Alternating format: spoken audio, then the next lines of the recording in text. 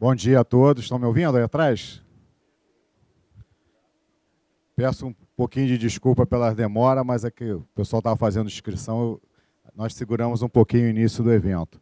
Eu sou o conselheiro Miguel Marum, coordenador da Comissão de Marketing do CRA, e nós hoje estamos com um evento Marketing Esportivo, Desafios e Possibilidades no Futebol.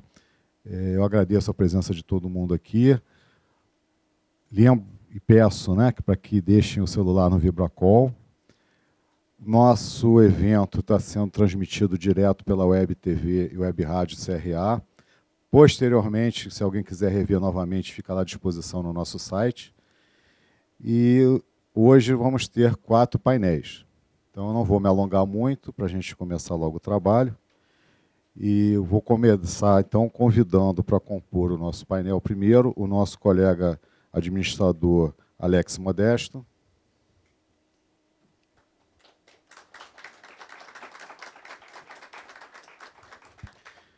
E o professor Dr. Márcio Assis, gestor de futebol pela Trevisan, trabalhou no Fluminense. Bom, o Miguel já nos apresentou, eu sou o Alex Modesto, coordenador adjunto da Comissão de Marketing aqui do Conselho Regional de Administração. Agradeço a presença de todos e vou passar a palavra para o professor Dr. Márcio Assis. Ele tem uma especialização em gestão de futebol pela Trevisan e bastante experiência no mundo do futebol e vai compartilhar um pouco dessa experiência, tanto acadêmica como profissional, conosco aqui. Então, Márcio, por favor, esteja à vontade. Obrigado. Bom dia para todos. A princípio, é uma honra muito grande estar aqui, poder compartilhar com vocês um pouco do nosso conhecimento.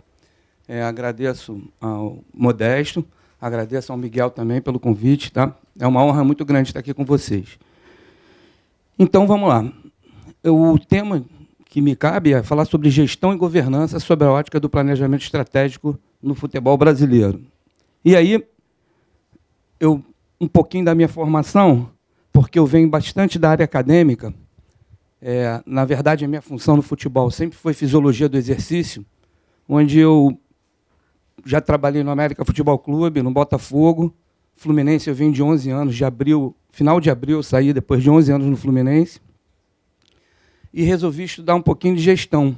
Eu, como professor universitário, que eu já tive docência naquelas instituições todas ali de baixo, eu resolvi estudar gestão porque eu acho que o futebol tem uma lacuna muito grande na área de gestão.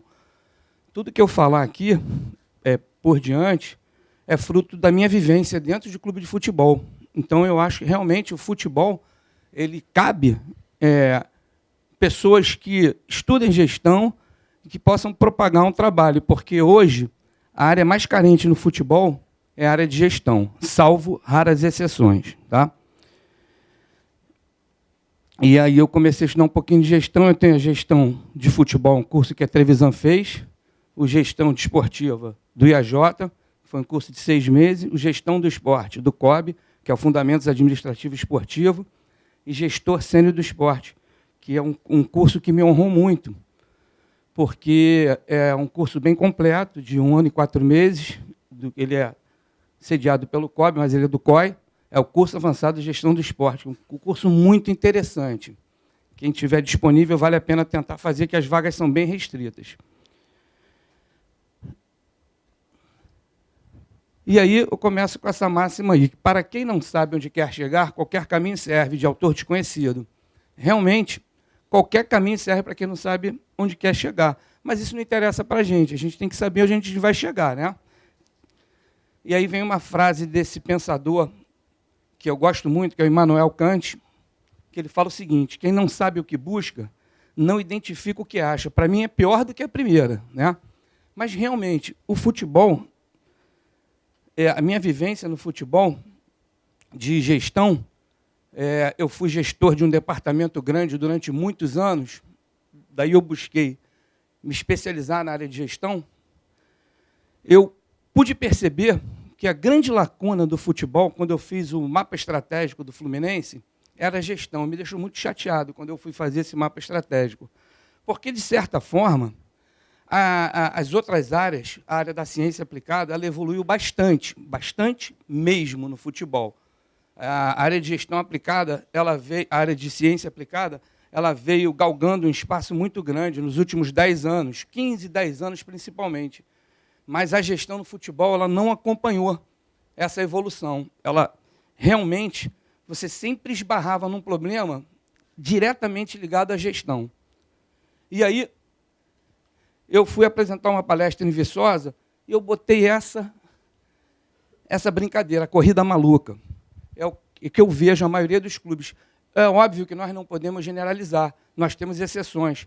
Temos clubes de um tempo para cá, pouco tempo para cá, realizando já um bom trabalho de gestão. Mas a maioria dos clubes no Brasil, não só no Rio de Janeiro, eles têm uma gestão de apagando incêndio no dia seguinte.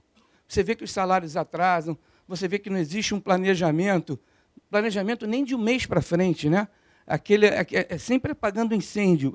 Você precisa de um equipamento, vamos ver o que a gente pode fazer para conseguir. Aí existem ações imediatas para que se consiga aquilo, não tem planejamento.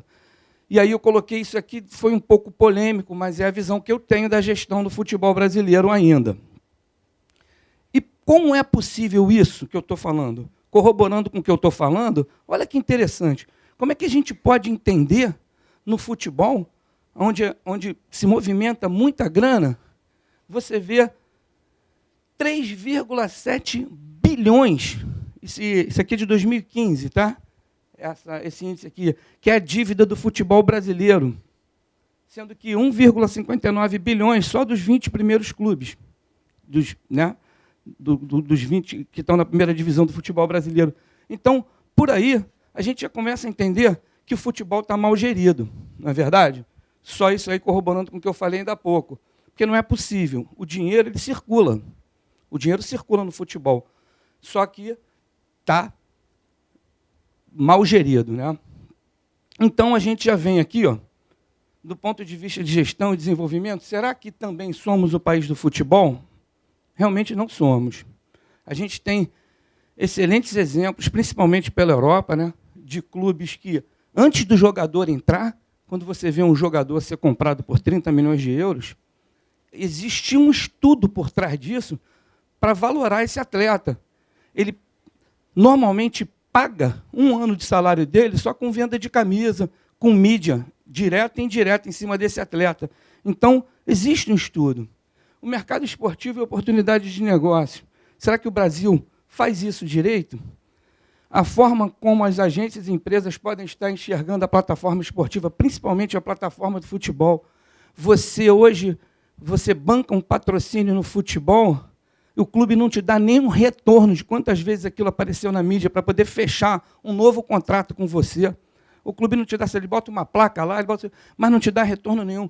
Eu vejo isso com muita vergonha, porque eu via isso nos clubes por onde eu passei. É muito mambembe, né? A falta de organização e profissionalização das entidades esportivas, isso não precisa nem falar. Está toda hora na mídia, né?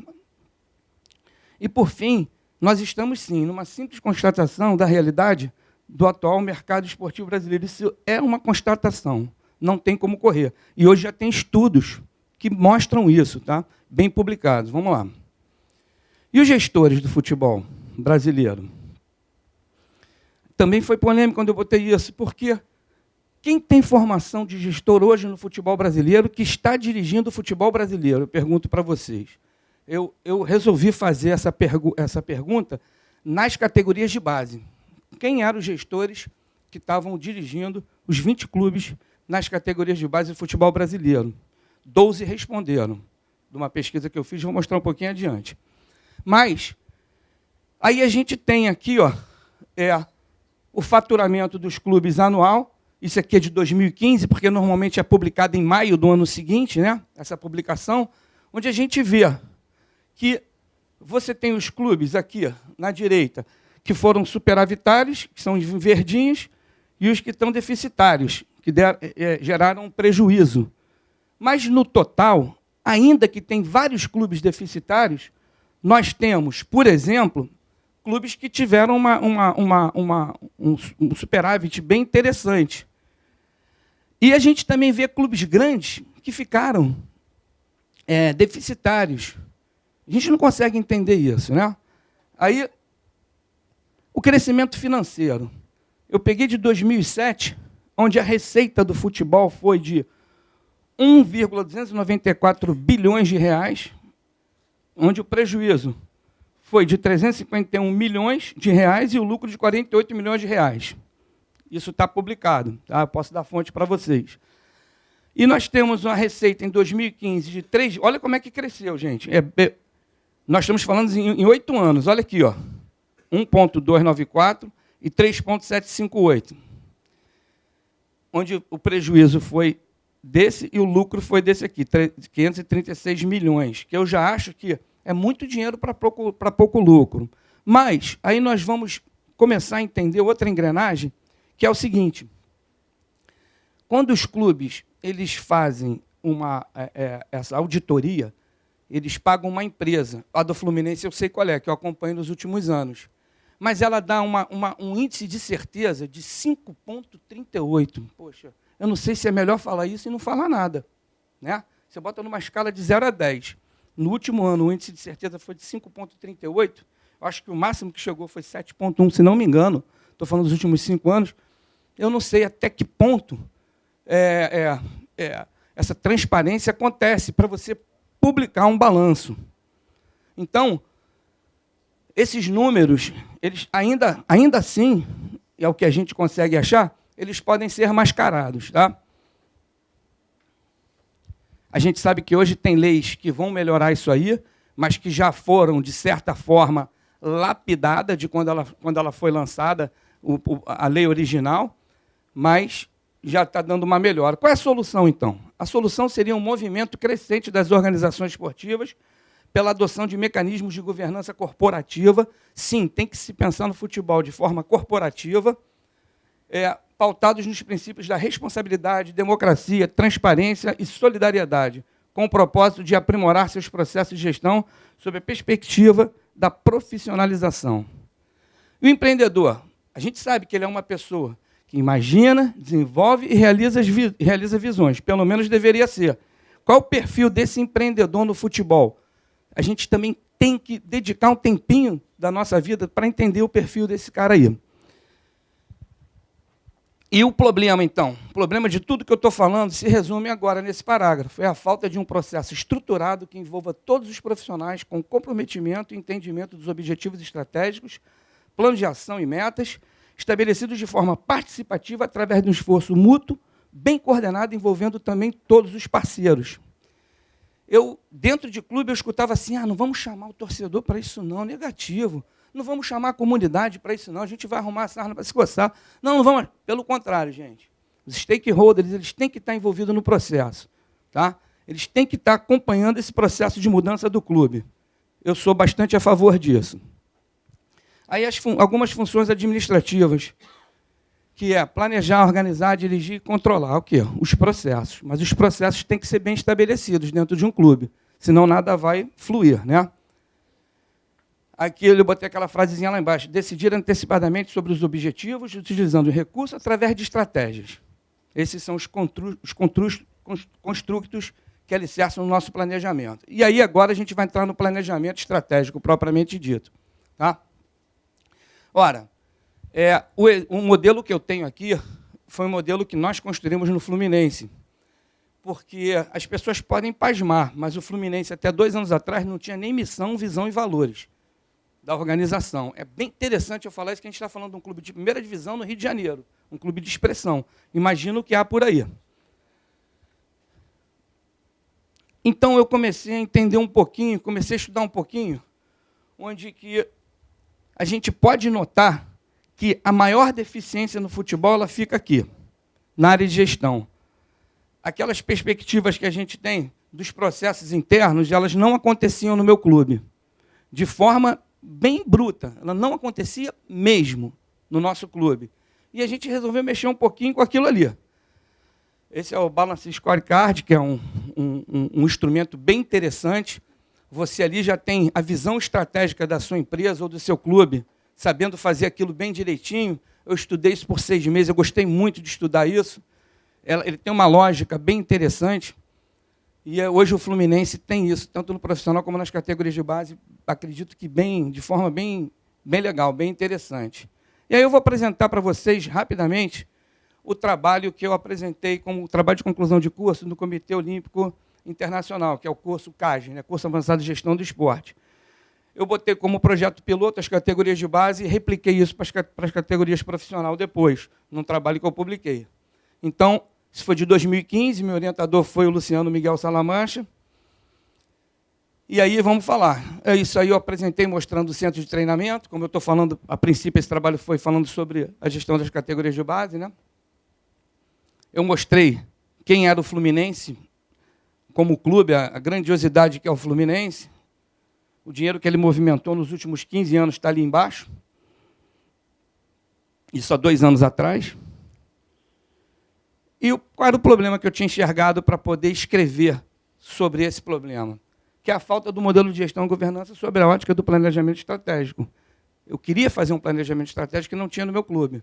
Qual é a consequência disso? É a falta de elaboração e segmentação de processos que otimizem um conjunto de capacidade constituído de rotinas. Não tínhamos rotina no clube, nessa área de gestão.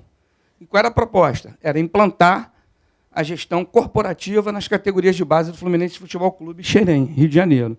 Então, foi lá que foi o embrião desse projeto. O objetivo geral desse projeto, isso aqui foram 18 reuniões de, em média, 3, 4 horas, com a cúpula lá do Fluminense. A gente reunia eles em torno de 15 em 15 dias, tinha mês que a gente se reunia até 3 vezes para tocar esse projeto. E aí, qual o objetivo geral? A conclusão que nós chegamos: desenvolver e implementar cultura de gestão e governança corporativa por meio do planejamento estratégico pautado nas entidades de inteligência empresarial, que são elas: conhecimento, inovação e empreendedorismo.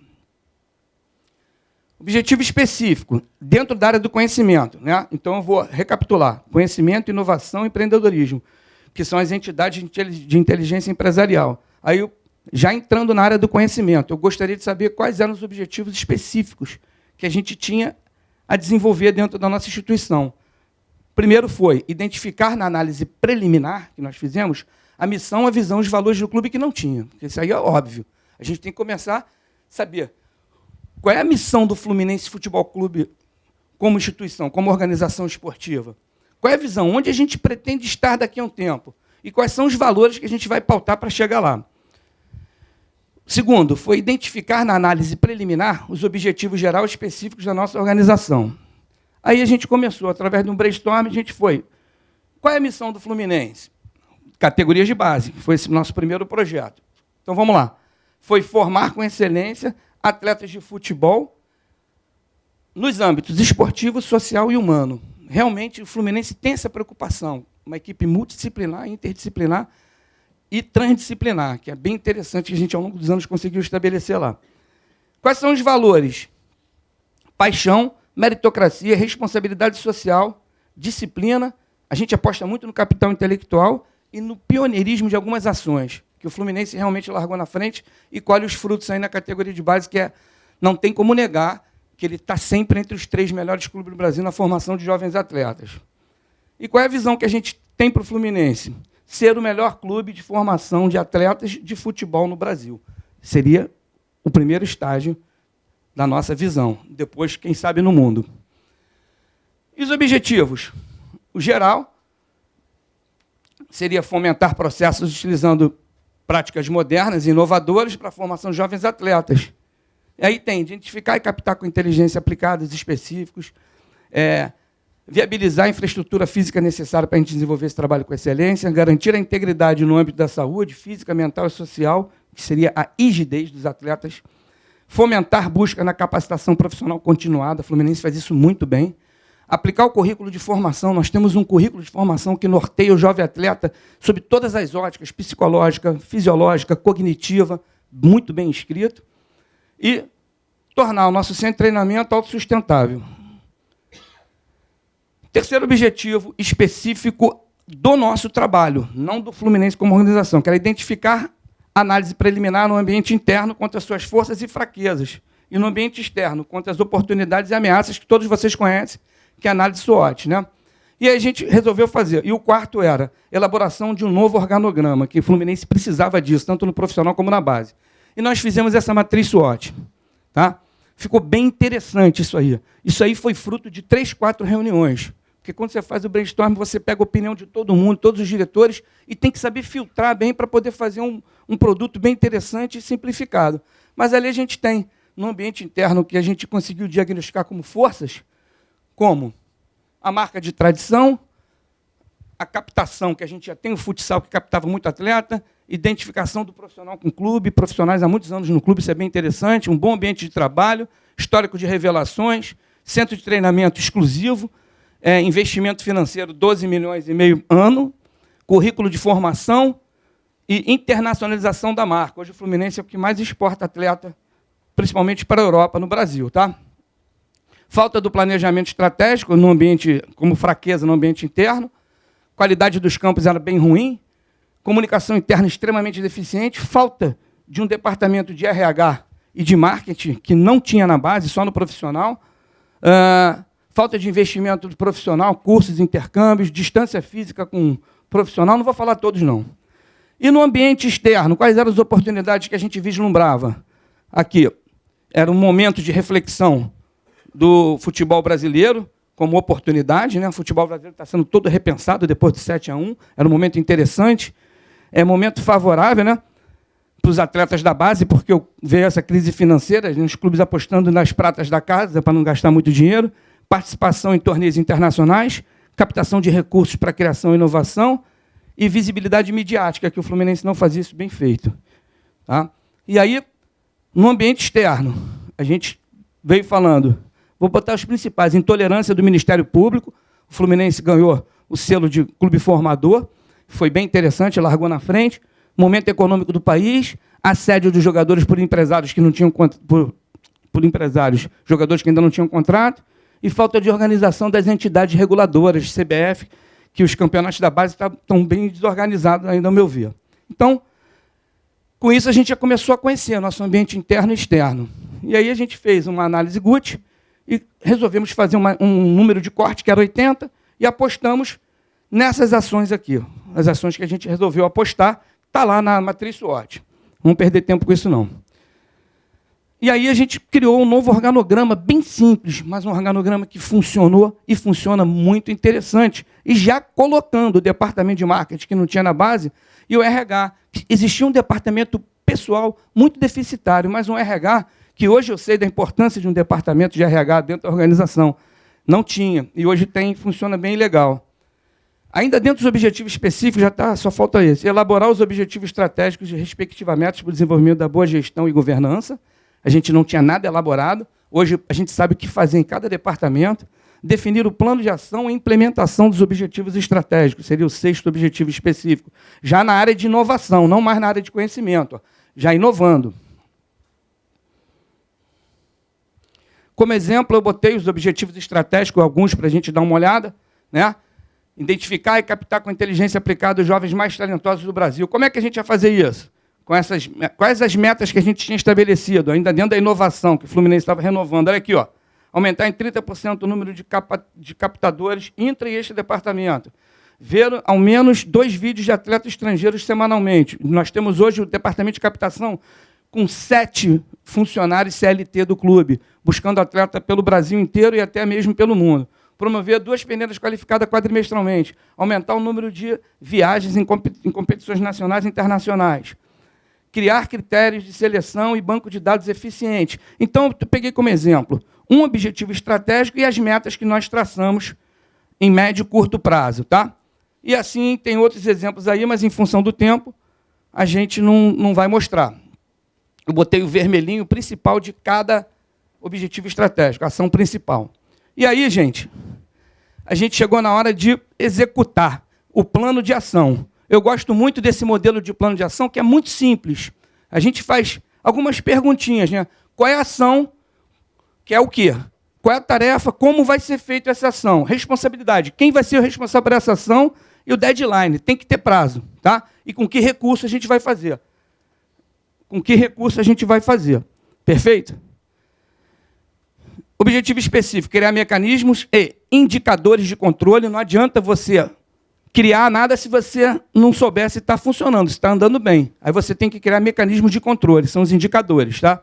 E o oitavo e último é identificar, através de um questionário validado por júri de expert, a realidade da gestão e governança dos clubes no Brasil, que eu fiz isso. Indicadores de controle, botei esse exemplo aqui, a ferramenta que eu uso lá é a HP, uma ferramenta internacional bem interessante, tá? Que é essa daqui.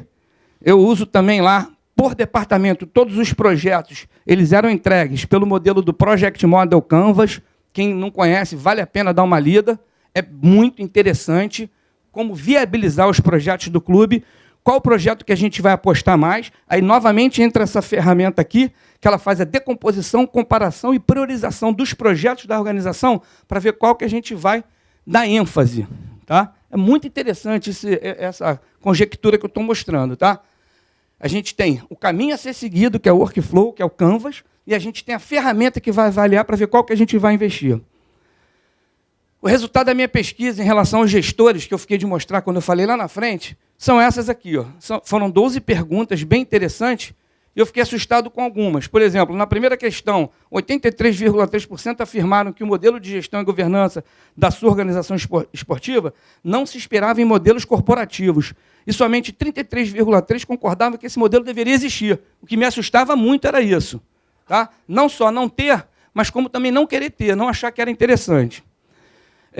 Uma das questões também era, somente 16,6% afirmaram ter algum tipo de formação. Algum tipo de formação pode ser um curso de um final de semana também, tá, gente? E eu vou deixar isso para vocês lerem depois, no questionário, que foi uma pesquisazinha bem interessante, só 12 clubes responderam, tá? Eu achei bem interessante para poder estar afirmando lá que a gente não pode concordar com esse modelo de gestão do futebol brasileiro. O resultado é isso. Né? Que muito bom, que tinha uma gestão muito boa, somente 7%. Bom, 12,5%. Satisfatório, 29%. E deficiente, 51,5% em alguns quesitos que a gente botou para ser respondido. Conclusão, que existe a necessidade emergencial de mudanças na ótica da gestão e governança nas categorias de base. Depois eu repliquei isso para o futebol profissional. E é importante ter a consciência de que mudanças nas organizações esportivas, são continuadas e que os ambientes vivem constantes transformações. A gente tem que ter isso em mente. Tá? Portanto, é necessário que se faça regularmente uma auditoria sistemática que analise os seguintes aspectos: recursos físicos, humanos, financeiros e operacionais. Aí eu falo um pouquinho o que é disciplina, multidisciplinaridade e inter. Quando eu cheguei no Fluminense, há 12 anos atrás, algumas disciplinas já tinham. A gente tornou um ambiente multidisciplinar. Depois, começou a acontecer a interdisciplinaridade, que é bem interessante. Esse momento foi muito legal no clube, há uns 8 anos atrás. E, por fim, a gente teve a tal da transdisciplinaridade, que é um conceito bem moderno, no final da década de 80, que eu gosto muito dele, que ele envolve não só as interações ou reciprocidade entre os projetos especializados de pesquisa, mas a colocação dessas relações dentro de um sistema total, sem quaisquer limite rígido. Você começa a acabar com capricho, com orgulho, em prol, no nosso caso lá, da formação de jovens atletas. Está, ao mesmo tempo, entre as disciplinas, através das disciplinas e além de todas as disciplinas. Por isso ele é trans. Tá? Como imperativo categórico, ele tem a unidade do conhecimento. E aí, a gente, só as duas últimas laudas mostrando essa bagunça toda aí, que como é que você vai tratar os dados dentro de uma instituição? Eu tenho estudado isso nos últimos 1 ano e meio bastante, e eu ainda não sou gestor de clube nenhum, tenho essa pretensão. Mas, quando eu entrar, eu já tenho uma equipe que eu vou te dizer por que vai investir, quanto vai investir, como é que a gente vai valorar os atletas da nossa casa, os atletas que a gente pretende comprar, porque você não pode só ter o banco de dados, você tem que ter o banco de dados, tem que saber trabalhar com esse banco de dados. Eu tinha muito orgulho. O meu banco de dados do Fluminense tinha mais de 6 mil inputs, mas não servia muito, porque eu não sabia como manipular esse banco de dados. Agora, de uns 2 anos para cá, a gente começou a brincar com a Big Data, que é esse conceito moderno. Hoje você tem garotos, jovens garotos, estudando esse conceito. O clube tem que ter um responsável pela Big Data, que é a organização, que é o data mining, que a gente vai falar daqui a pouco, que é o quê? Que é a mineração dessa informação. Como que vai ser utilizada essa informação?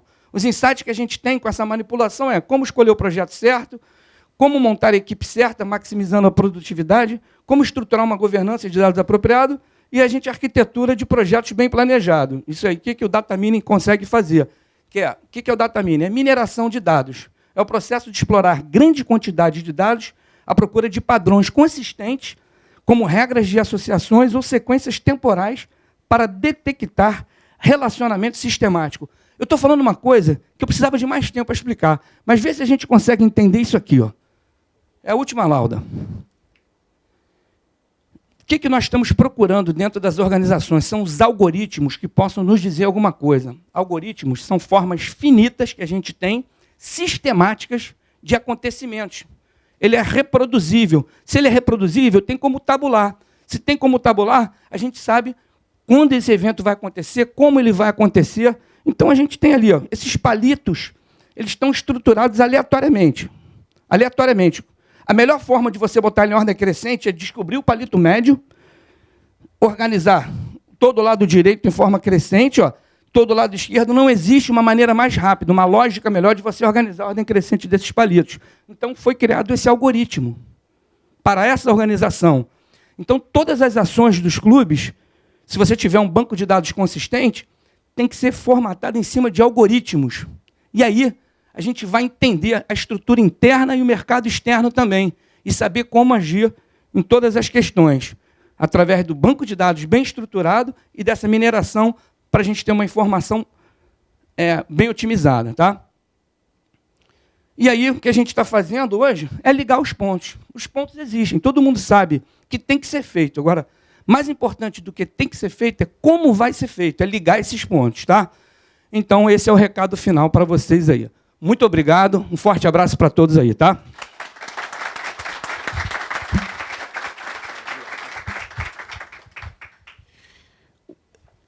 Ficou claro na apresentação brilhante, trabalho muito bem feito que o Márcio promoveu e implantou lá no Fluminense, que ferramentas nós temos.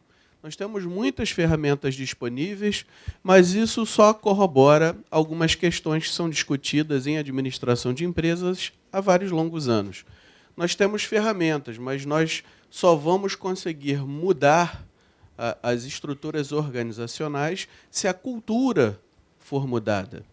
Se nós não mudarmos a cultura das organizações, o modus operandi, nenhuma ferramenta vai ser suficiente para alterar as estruturas, para aumentar a lucratividade e caminhar no sentido da profissionalização.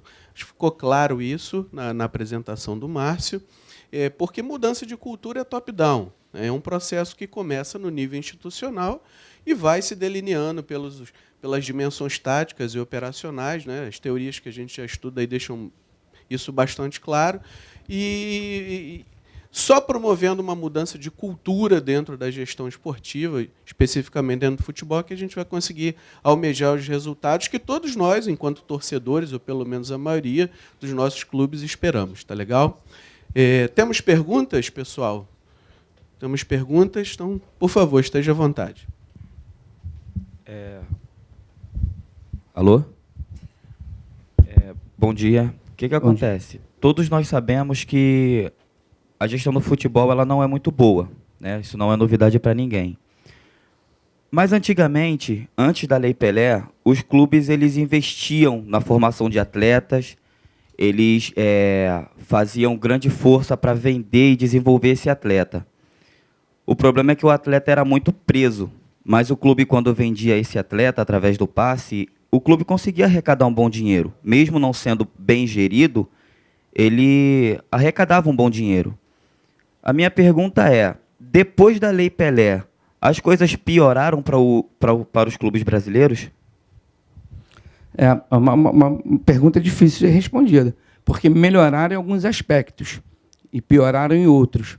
Eu não sei se você está acompanhando esse movimento da transformação das leis que estão acontecendo, e a gente pode ver que, por exemplo, uma coisa bem interessante que está acontecendo é responsabilizar os gestores. Antigamente, você tinha uma gestão num clube de 2, 3, 4 anos, e o cara ele podia fazer o que quisesse com o clube, que ele largaria aquela gestão com aquele rombo tremendo e nada aconteceria para ele, até muito pouco tempo. Agora, você responde com o teu patrimônio. Isso é uma coisa bem interessante que ela foi escrita na versão original de uma maneira mais rígida e já amoleceu um pouquinho, mas ainda continua sendo uma coisa bem interessante. Em relação a... antigamente se investia, hoje se investe muito mais na formação de jovens atletas. Quando eu cheguei no Fluminense, o custo do centro de treinamento era 1.800.000. Eu saí do Fluminense, o custo de treinamento do CT é 12,5 milhões. Mas a gente só tinha vendido um atleta de até 800 mil reais. Nós vendemos um atleta de 33 milhões de reais. Então, a ordem de grandeza, essa tua afirmativa, hoje se investe muito mais na formação do jovem atleta, porque passou a se entender que o clube que não investir nisso está fadado a um insucesso, né? Porque matematicamente, eu mostro que a categoria de base ela dá dinheiro. O futebol profissional ele pode até dar dinheiro, se tiver uma gestão muito boa, mas a base ela fomenta essa reposição de atletas para a própria equipe, para a venda também. Então, eu acho que essas leis estão melhorando cada vez mais e acredito de verdade que daqui para frente a tendência é melhorar. Tá? Obrigado pela pergunta. Oi, Márcio. Parabéns aí pela palestra. João Obrigado. Henrique Areias. Eu queria te perguntar o seguinte, nesse teu estudo, nessa pesquisa que você fez, quais os clubes que você diria que estão mais avançados em termos de gestão profissional? Olha, a do futebol profissional, ela não ficou conclusiva, porque eu tive muito pouca aceitação, porque as pessoas não gostam de responder, né? Mas eu posso, pelas categorias de base, eu te respondo. Nos clubes formadores, que eu tive uma aceitação dos 20 que eu mandei, 12 responderam, eu achei interessante. Então, eu posso te dizer que o próprio Fluminense tem um investimento bom, o Santos tem um investimento muito bom na área de gestão, e que está me assustando bastante agora. O Flamengo está fazendo um bom trabalho, todos estão vendo, e que, para mim, o melhor trabalho hoje no Rio de Janeiro, do Brasil, na gestão, até onde eu conheço, que eu estou gostando muito, e os resultados estão aí, né, que a gente está vendo nesse campeonato brasileiro aí, o Palmeiras está fazendo um excelente trabalho de gestão também. Agora, tem clubes que não tem tanto dinheiro, mas que também que saiu da inércia, em proporção ao que tem, ao que pode produzir, em relação... Não sei se eu estou fazendo entender. Com muito menos dinheiro, em proporção, está fazendo um excelente trabalho. Eu posso citar até clubes de segunda divisão também, alguns aqui. Mas, no futebol brasileiro, eu ficaria com esses 4 aí que eu falei, que são os clubes que, até onde eu conheço, infelizmente, Rio de Janeiro não está sendo um bom exemplo, né? Rio de Janeiro não está sendo um bom exemplo. Tinha um Flamengo que está com uma bela equipe, que se organizou de forma bem interessante. Os outros clubes estão num processo de começando mesmo essa gestão e governança de uma forma mais interessante. Agora, esses clubes que eu citei, eu acho que estão com um modelo de gestão bem interessante. Eu tenho acompanhado o Flamengo através de amigos, né, que estão lá. Eu, nessas minhas andanças aí, como espectador de cursos, de congressos, eu tenho visto um trabalho bem interessante aqui no Rio de Janeiro do Flamengo. E eu tenho também bastante amigos lá no Palmeiras, de amizade de longa data, que eu consigo ter acesso às informações lá, que eu também estou achando que está bem interessante o modelo de gestão do Palmeiras esse ano, principalmente. Aliás, no ano passado e esse ano. Bom dia, Márcio. Bom dia. Meu nome é Luiz Moura. Queria saber de você, como você fala na questão da formação do atleta, qual é a preocupação que o Fluminense tem com a escolarização dos atletas, dos meninos? Porque nós sabemos que nós temos a grande quantidade de atletas e nem todos conseguem atingir a carreira profissional. E o que é feito com esses meninos? No quesito escolarização. Qual é o apoio que o Fluminense dá para eles? Sim, bem legal. Olha, o Fluminense ele tem na sua equipe multidisciplinar, ele tem duas assistentes sociais, só nas categorias de base, 3 psicólogas. Era uma, nos últimos 3 anos, a necessidade de ampliar isso aí foi grande, para a gente entender, até para ganhar o clube de título de clube formador, o título de clube formador.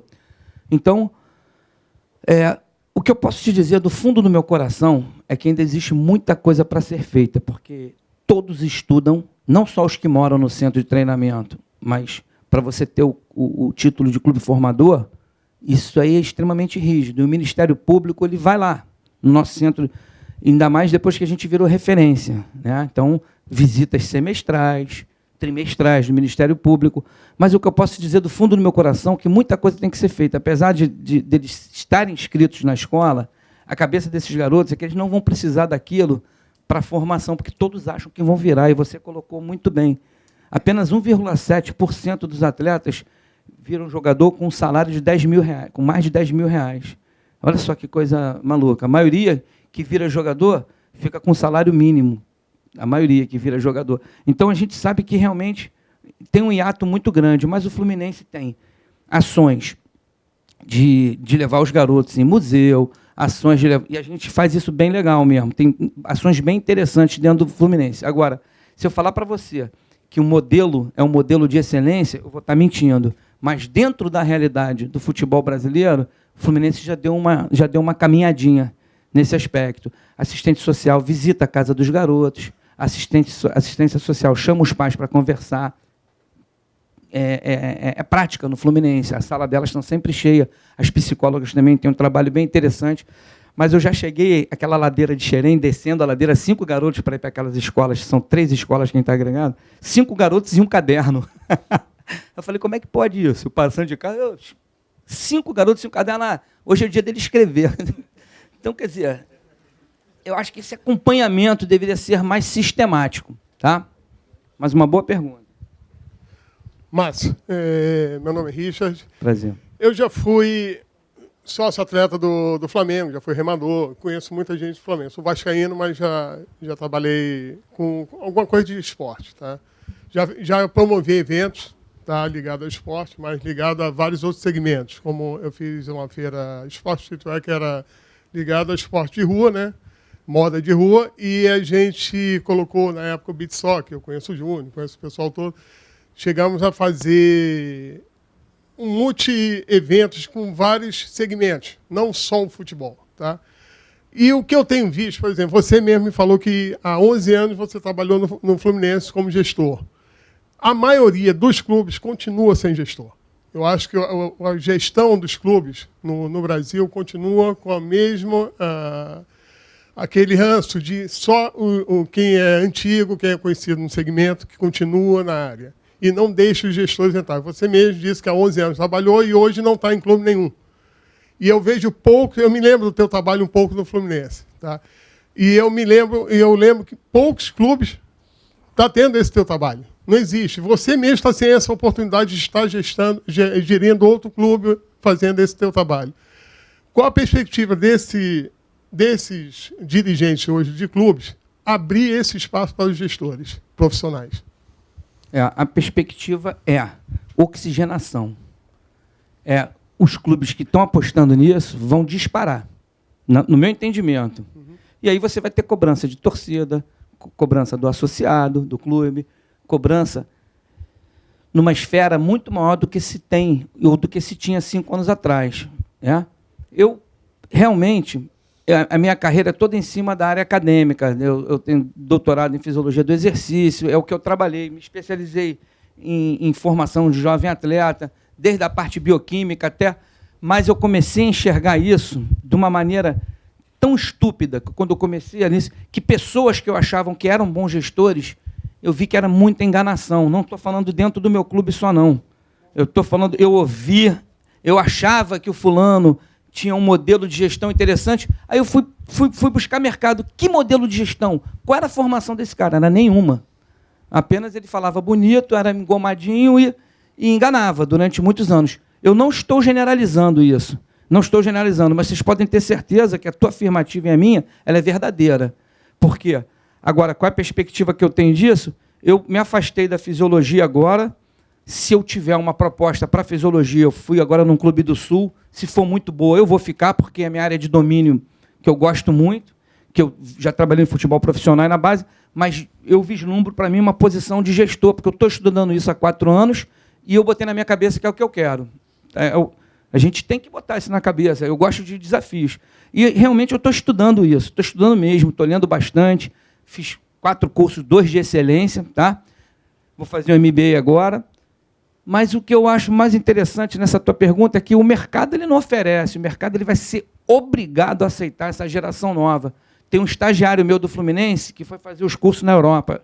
Largou o Fluminense, trabalhou 2 anos vendendo imóvel, fez um dinheiro e falou, Marcinho, eu vou. Falei, vai para o mundo. E agora está voltando como gestor. Eu não posso falar ainda, mas ele assina o contrato essa semana de um clube grande lá na Europa. Um garoto de 28 anos, 27, 28 anos, foi buscar a Europa e com o trabalho de conclusão de curso dele foi o seguinte, os clubes europeus estão com a torcida envelhecendo, salvo raras exceções.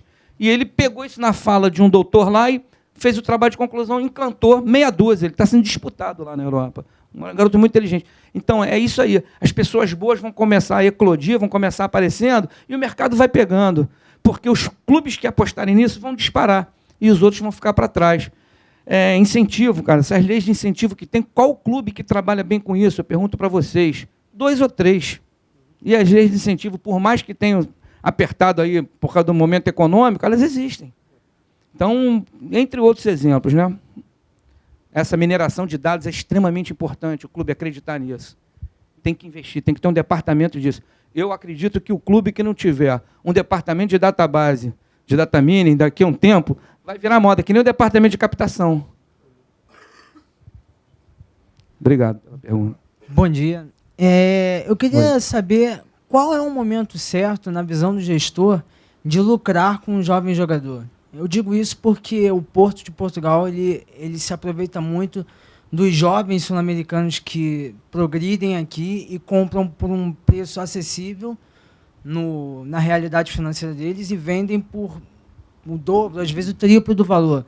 Então, há um estudo, há um departamento ali que estuda os jogadores jovens aqui do Brasil, principalmente, bem a fundo, a fim de lucrar. Eu digo, qual é o momento de se vender um jovem jogador e se realmente a categoria de base é a parte mais lucrativa para você progredir um clube no futuro? Eu sou fã das categorias de base. Quando eu trabalhei no futebol profissional...